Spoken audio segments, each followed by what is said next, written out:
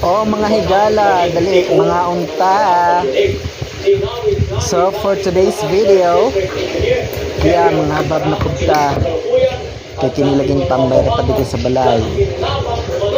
So, mo lagi na akong partner, akong giwat. Aron na magkuan nga oni, pero siyempre gutom naman ko, mga yun na lang kong kaon. Kaya bigis pa malagi sa dyan. So, no, nang ahong padayon lang kaon ni ana.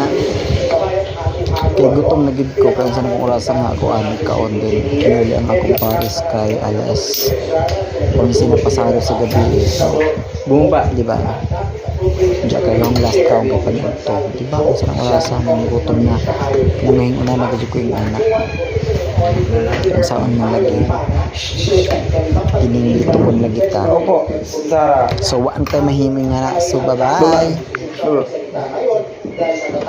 Galit ka pa.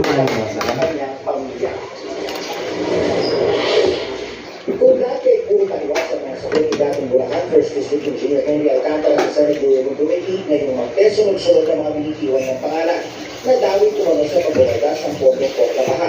Luna sila ng Philippines Undersecretary Roberto Bernato sa matagal na marunong po sa Alcantara. Kwento ni Alcantara nagpapagak ng mga pondo para sa pagbabagas sa mga distrito sa Bulacan. At kadagdagan dito,